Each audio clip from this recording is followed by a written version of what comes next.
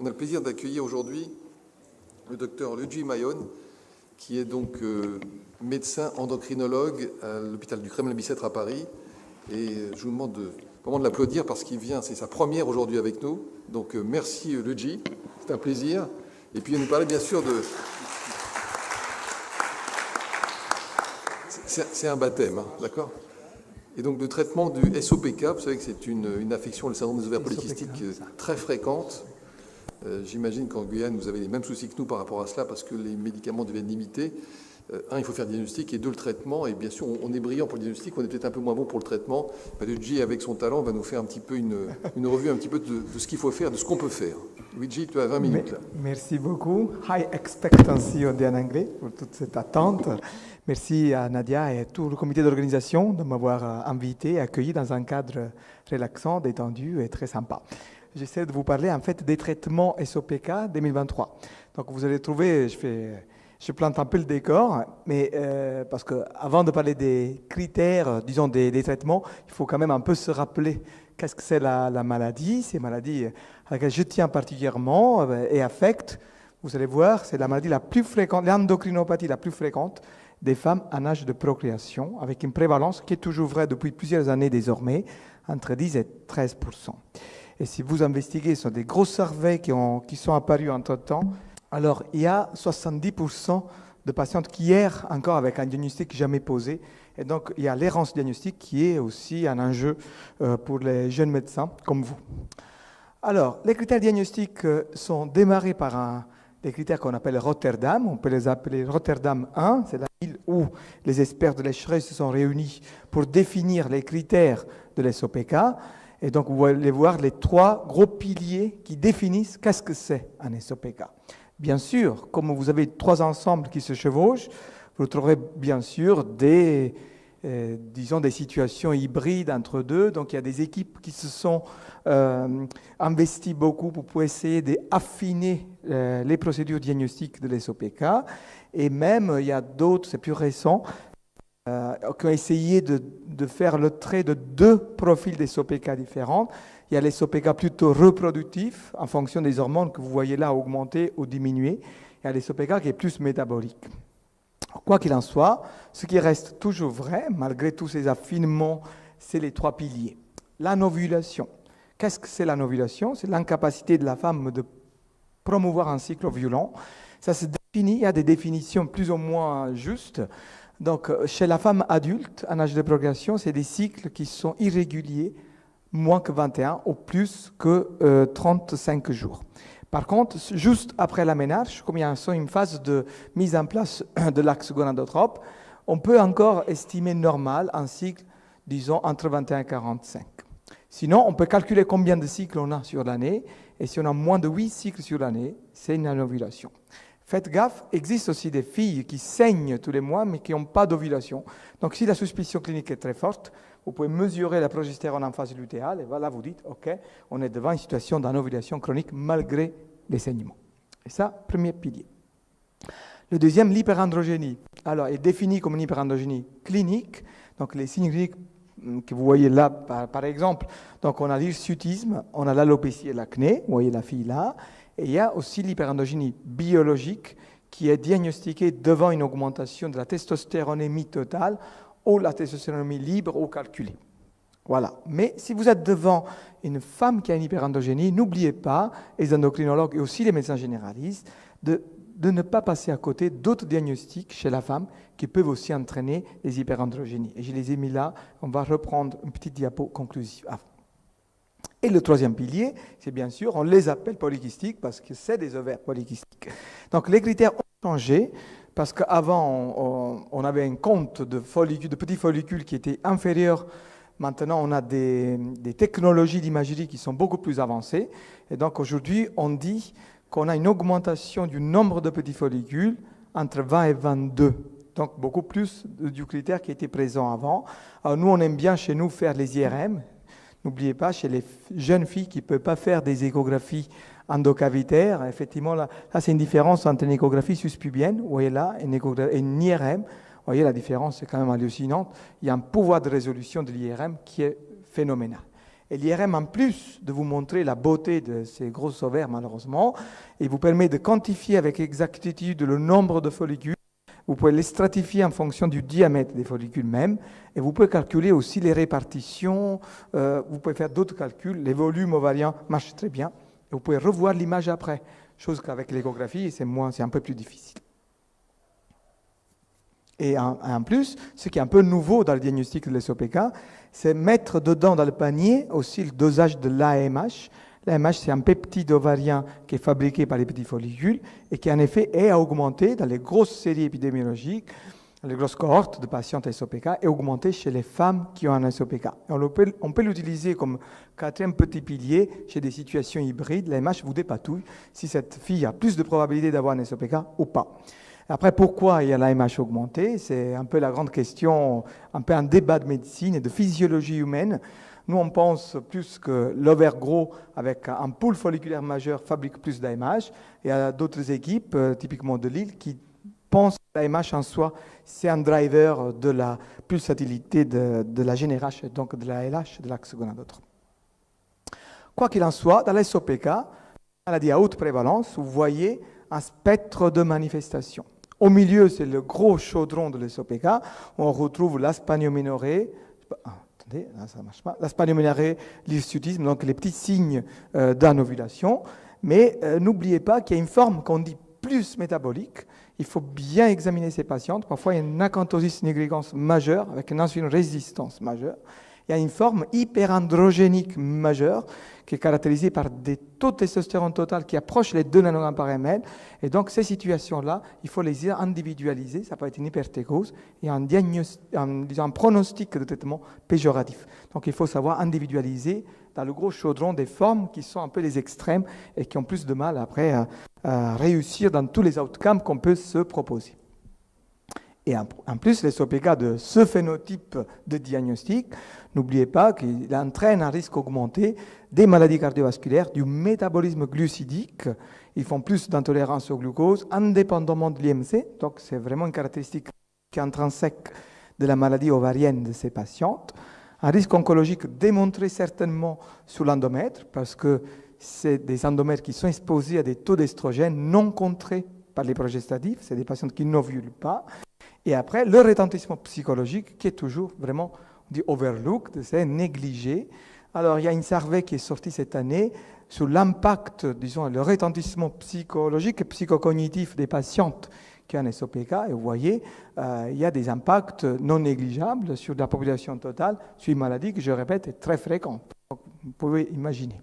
Et tout ça s'accompagne en plus de la difficulté à perdre du poids, à des scores d'anxiété, à des scores de dépression qui sont extrêmement plus élevés que les filles de même âge, même situation socio-économique. Voilà. On vient donc maintenant au cœur du sujet pour lequel on m'invite, les traitements de l'SOPK 2023.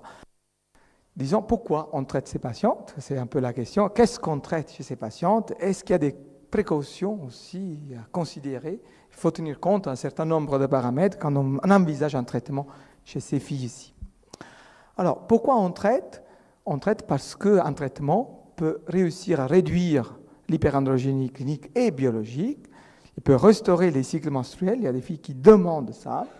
On peut réduire les facteurs d'impact métabolique néfastes au plan cardiovasculaire et glucométabolique. Mais on peut induire l'ovulation. C'est des filles qu'un jour ou l'autre vont se poser la question de la maternité.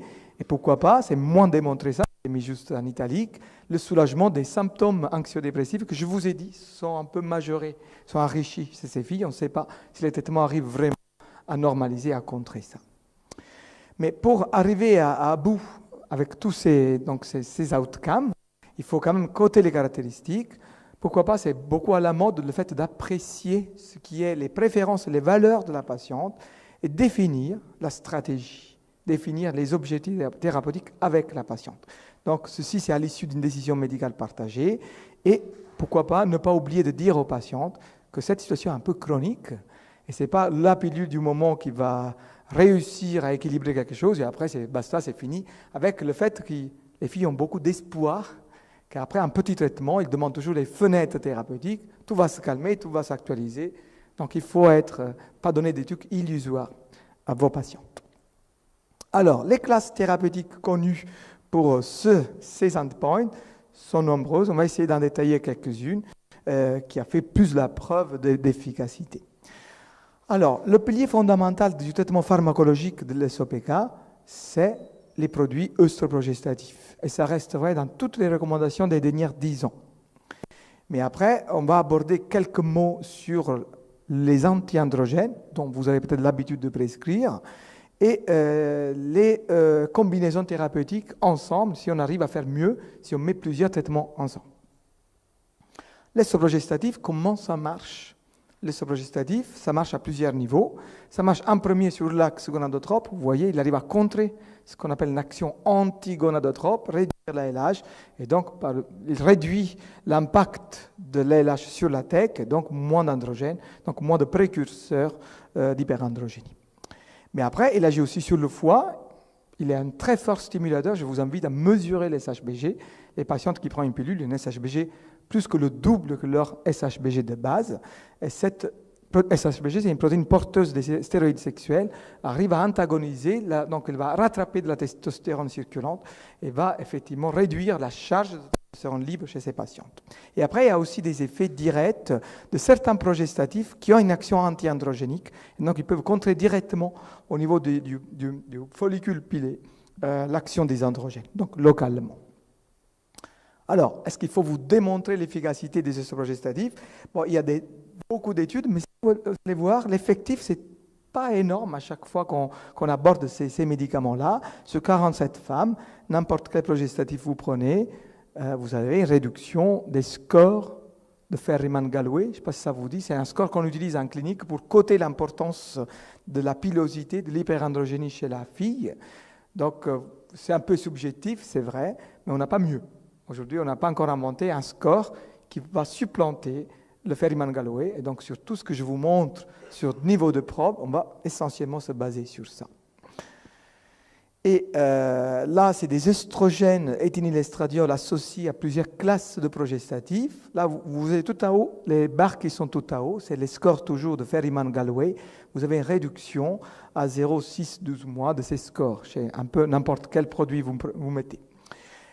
Mais ceci, ce n'est pas au dépend de la testostérone. Vous allez voir, la testostérone ne change pas beaucoup.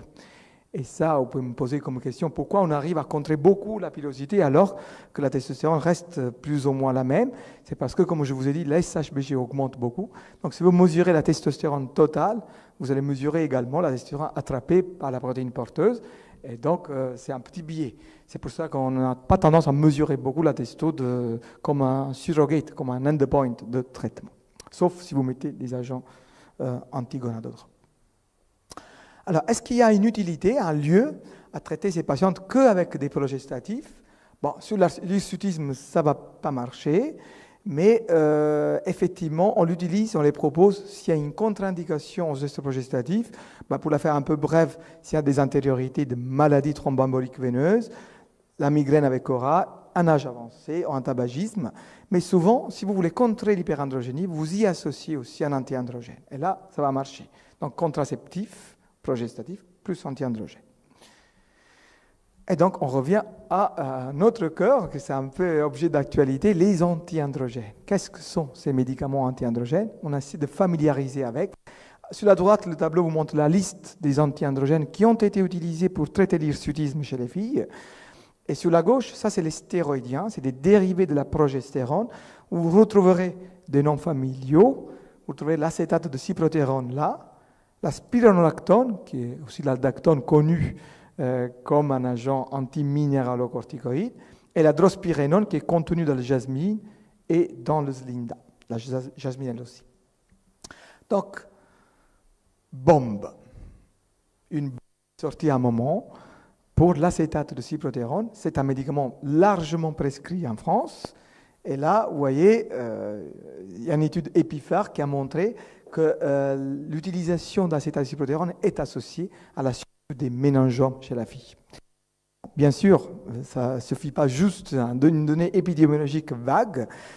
Ces auteurs ont calculé sur la base de la dose cumulée à laquelle les filles étaient exposées. Et de plus, vous augmentez la dose sur la gauche, le plus vous avez un risque relatif et absolu de développer un méningiome. C'était clair. Et en plus, quand vous retiriez ce médicament, les méningiomes allaient s'estomper un peu, diminuer. Donc l'association est archi lourde. Et en plus, écho, ce qui fait un reflet de cette menace, c'est le fait qu'à partir de fin 2018, on assiste à un décrément, voire un effondrement des prescriptions de ces médicaments en France. Donc l'Androcur a été quasiment banni de nos pharmacies. Est-ce que c'est vrai? Est-ce que c'est la bonne chose? On va peut-être toucher un mot à la fin de mon topo. Et donc on va se rapprocher à nouveau sur des anti-androgènes qui n'étaient pas vraiment le cœur de nos traitements. On était Androcur. Je vous rappelle qu'en France, on avait plus de prescriptions d'Androcur en France que dans le reste de l'Europe ensemble. Donc pour vous signifier l'importance des données médicaux et épidémiologiques. Donc, sur la gauche, vous voyez la flutamide. Le flutamide, c'est un médicament connu par les urologues pour le cancer de la prostate. Les doses dans le cancer de la prostate, c'est 750 mg par jour. Mais l'efficacité pour contrer l'hirsutisme chez la fille, c'est sur des doses qui vont de la moitié à un 12e. Donc à partir de 62 mg, déjà, on trouve un effet significatif, bénéfique, pour diminuer l'hirsutisme, l'hyperpilosité de la femme. Mais la seule chose, les deux autres choses, c'est la toxicité hépatique. Donc les Français ont la trouille de cette toxicité hépatique. Et donc en France, visiblement, si on va faire une survey des pratiques médicales, il y en a très très peu de centres qui ont utilisé ce médicament. Et sur la droite, la finastéride, c'est un médicament qui est utilisé à la fois pour l'hyperplasie prostatique bénigne et à la fois pour l'alopécie de l'homme, sur des doses différentes. Par contre, pour contrer l'hirsutisme chez la fille, on a besoin de fortes doses. Donc, il faut au moins 5 mg par jour pour essayer d'avoir un effet bénéfique. Et le mode d'action, ce n'est pas un antagoniste du récepteur des androgènes, mais c'est un inhibiteur d'un enzyme qui fait la conversion de testostérone à dihydrotestostérone, qui est un androgène 100 fois plus actif que la testostérone sur son récepteur. Pour les deux médicaments, tératogénicité assurée. Il faut faire vachement attention. Les femmes doivent savoir que, comme vous contrez, les femmes peuvent avoir une ovulation spontanée. Le produit de conception, si c'est une femelle, si c'est une fille, il va être virilisé. Donc, si c'est un garçon, il va être fémininisé. Donc, il faut faire vachement attention qu'on va contrer beaucoup l'action des androgènes au niveau du bébé. Donc, absolument contraception associée à ces médicaments. Alors, il y a aussi des études qui ont essayé de comparer les médicaments entre eux. Vous voyez, ça, c'est une étude qui a comparé contre placebo la finastéride, spironolactone et flutamide. Et vous voyez, n'importe lequel de ces médicaments va agir bien favorablement sur réduire les scores d'hirsutisme. Mais à chaque fois, les effectifs, vous voyez, c'est 10 patientes par groupe, c'est pas folichon, disons. Et là, encore sur peu de patientes, c'est une étude contre cyproterone acétate, donc c'est Androcur contre finastéride, contre spironolactone. À chaque fois, n'importe qu'est-ce que vous mettez, vous produisez une diminution significative des scores d'hirsutisme chez ces filles-là. Et si vous y associez la metformine, oui, non, est-ce que ça va marcher? Non, la metformine, ça répond aux outcomes métaboliques, mais sur l'hirsutisme. Il y a maintenant plusieurs études et des méta-analyses que je vous montre là, et qui montrent que l'effet est complètement neutre sur l'hirsutisme. La metformine n'est pas un agent qui est utilisé pour contrer l'hirsutisme, et je vous la passe aussi, même pour l'efficacité de l'ovulation. C'est un médicament que toute seule ne marche pas. Par contre, sur la protection ou sur l'insulinosensibilité, c'est un médicament archi connu, et chez ces filles, ça va être quand même considéré. Et sur les risques, donc le risque majeur que je vous mets, je souligne à fond, c'est le risque thromboembolique veineux. Le risque existe, absolument. C'est un risque connu depuis plus que 10 ans, plus que 20 ans désormais. Et c'est un risque qui, en fait, change en fonction de la dose d'estrogène. Donc, si vous partez sur des formulations d'éthylènestradiol de 35 gamma, là, le risque est majoré de thromboembolisme veineux. Et aussi, c'est l'acétate de cyproterone, celui le plus incriminé. En pratique, c'est la Diane 35, pour les gens, pour être un peu pratique, qui est un médicament qu'on essaie aujourd'hui de ne jamais prescrire en première intention, mais seulement si jamais les premières, la deuxième ligne de thérapeutique ne suffisent pas. Donc faites attention, discutez ça avec les patientes, cherchez s'il y a des familiaux qui ont eu des événements vasculaires veineux, parce que là, les thromboses et l'embolie pulmonaire, malheureusement, c'est important. Et je le dis ça parce que le tabagisme aussi et l'obésité, ça peut aussi majorer ce risque. Donc faites attention dans ces cas de figure-là. Et donc ça fait objet donc aussi de recommandations de la SFE qui ont été actualisées, donc c'était 2010, réactualisées en 2020. Donc l'œstroprogestatif reste le pilier principal de traitement de ces filles. Et si l'efficacité n'est pas jugée satisfaisante, on peut y associer de la spironolactone, c'est l'aldactone, à des doses qui sont à définir, mais 100 mg semble raisonnable. Et la spironolactone seule, ça peut être aussi de temps en temps, disons, choisi s'il y a des contre-indications, mais sachez quand même qu'il faut mettre des patientes en contraception. Et la Diane, comme je vous le disais, ou les produits avec éthénylestradiol 35 gamma, c'est les plus à risque pour accompagner malheureusement la possibilité d'un moment embolique veineux. Et en deuxième recommandation, qu'est-ce qu'on fait de l'androcure? Donc finalement, est-ce que c'est le moment de le bannir complètement, de le reconsidérer? Alors l'AMM de l'androcure, c'est l'hirsutisme qui dégrade beaucoup, en validant la femme non ménopausée. Si vous êtes devant un hirsutisme très important, considérez quand même l'option. C'est-à-dire, il ne faut pas bannir ce médicament. C'est un médicament qui a toujours marché en France, ça marche bien. Seulement, il y a cette association sur une dose cumulée, sur la survenue des méningios. Donc, si vous respectez bien l'indication, et vous envisagez même pas les doses à 100 mg qu'on a utilisées il y a très longtemps, ni 50 mg, mais on peut essayer de trouver la dose minime efficace pour contrer l'hirsutisme, même 25 mg. Pourquoi pas 12,5 mg, ça a été déjà démontré que ça marche. Il faut informer les patientes, il faut demander une IRM à baseline, donc au niveau de base, il faut faire une IRM pour être sûr qu'il n'y a pas de couac.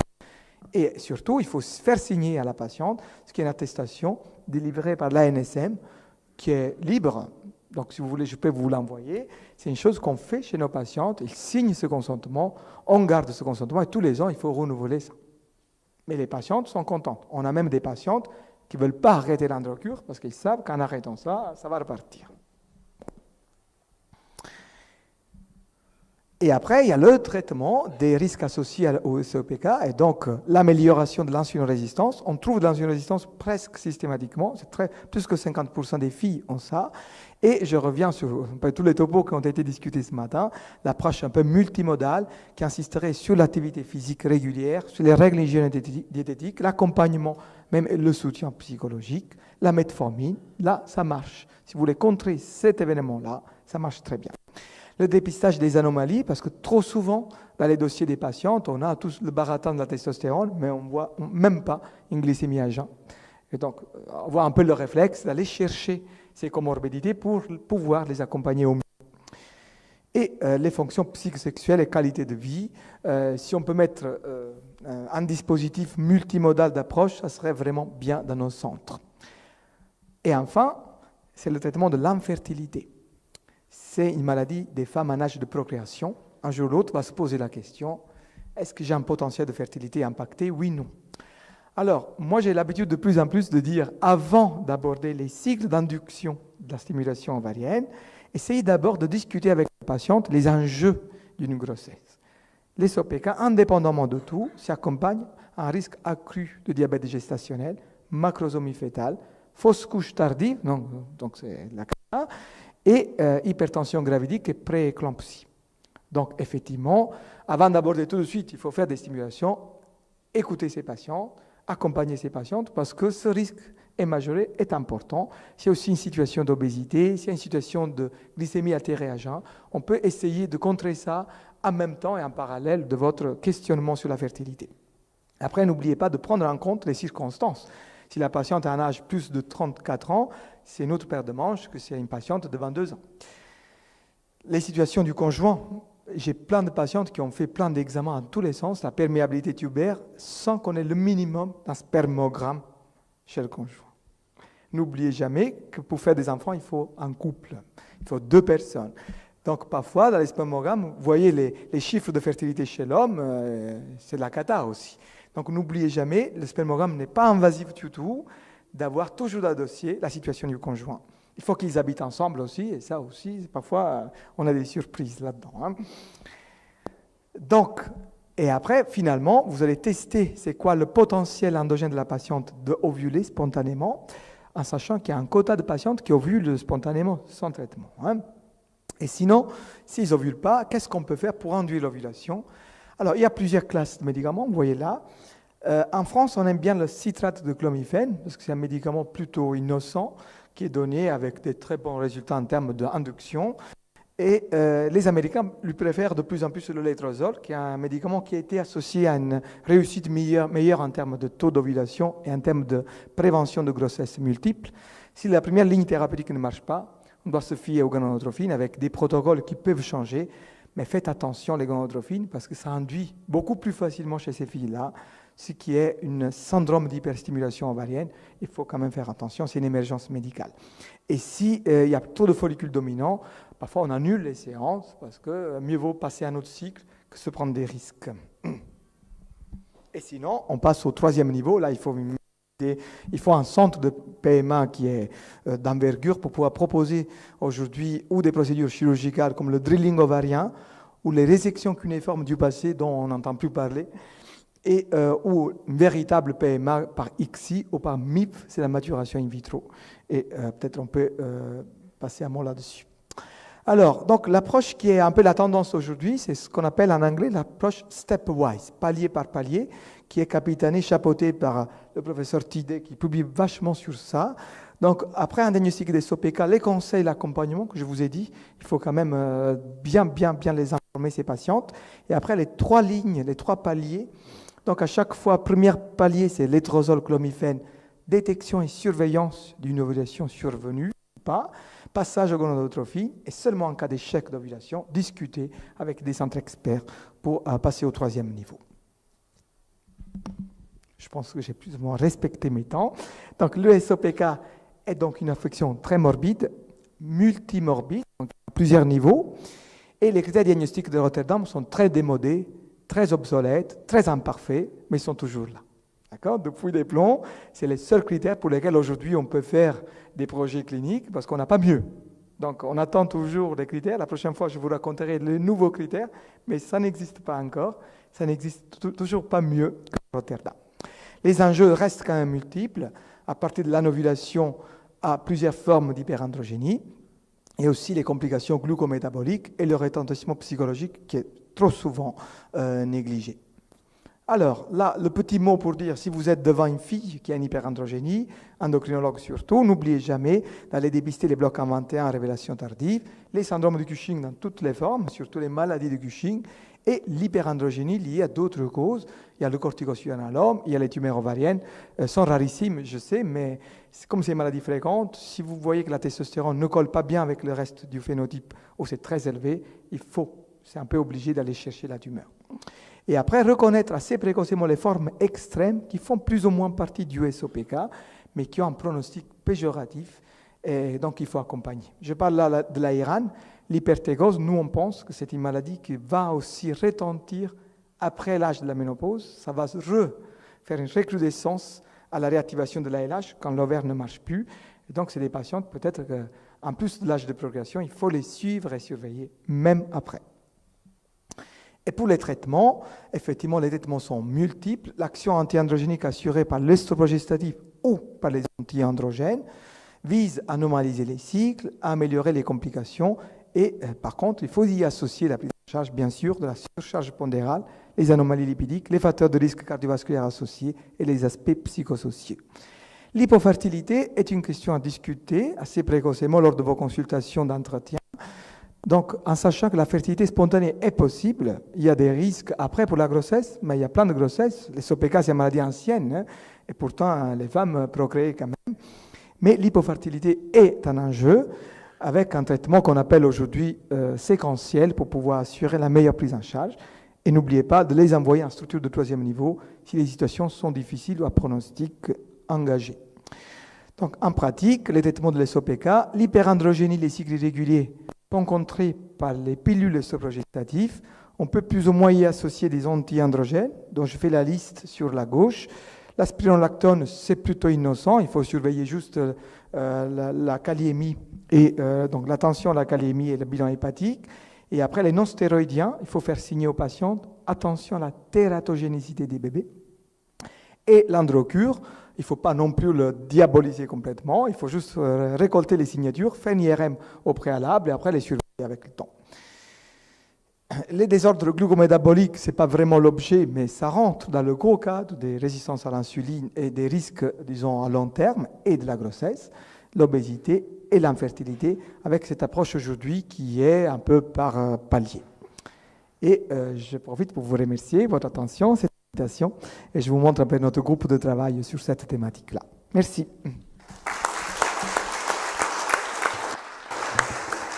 Ça marche. Merci Luigi pour ce beau tour d'horizon. Ça fait rêver, comme dirait l'autre. Alors, il nous reste un petit peu de temps pour au moins une ou deux questions. Merci, bonjour. Je suis médecin généraliste. J'ai, depuis de nombreuses années, eu affaire à des patientes que je reconnaissais là-dedans, mais avec surtout une hyperandrogénie authentifiée par le dosage de testostérone et pas trop inquiétante pour la patiente. Des troubles des règles avec une échographie contributive, mais des patientes qui ne souhaitent pas, pour l'instant, avoir d'enfants. Est-ce que ça vaut le coup de soigner ou est-ce que je lui dis rendez-vous quand tu as envie d'un enfant et si c'est le cas, combien de mois ou combien d'années je dois lui donner rendez-vous avant la grossesse souhaitée? Bien sûr, merci de cette question. Je pense qu'il y a plusieurs questions dans la question, j'imagine.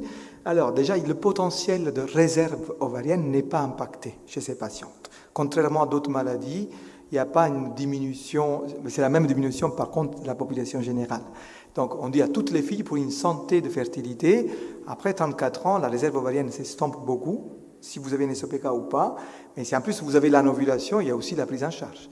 Et donc il faut jongler avec les deux. Donc déjà, on ne se pose pas trop de soucis, mais quand même, en termes un peu de politique sanitaire globale, il faut dire aux filles qu'il ne faut pas se tarder trop. Donc ça, c'est la première partie que je voulais vous dire. Et la deuxième chose, c'est donc, entre-temps qu'il n'a pas de désir de maternité, qu'est-ce qu'on fait? Oui, l'intérêt, pour contrer les règles, pas tout le monde veut la normalisation des règles, mais l'hyperandrogénie, ils peuvent ne pas vouloir contrer ça, mais dès qu'ils ont l'amélioration de l'hirsutisme, parfois, ils ne veulent pas quitter le médicament. Donc, malheureusement, c'est aussi faire la comparaison sur elle-même. Et n'oubliez pas que les SOPK, c'est morbide aussi sur tout ce qui est l'insulinorésistance. Et donc, mettre en jeu tout ce qui est la prévention du diabète au long cours et tout ça, ça va vous aider. Parce que quand elle aura besoin éventuellement une stimulation, il aura moins de risques gravidiques. Donc, mettre en place toutes ces mesures que je vous ai dit, c'est aussi un investissement pour sa santé prochaine qui est envisageable dans quelques années. C'est à discuter.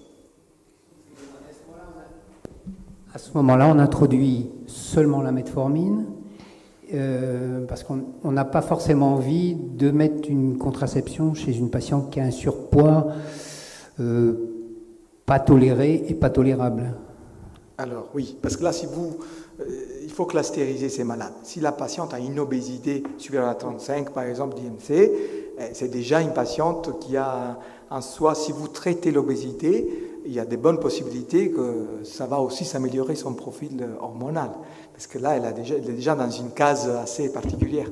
Donc, c'est une raison de plus pour la conseiller et la traiter. Metformine, bien sûr. Merci Luigi. Merci à vous.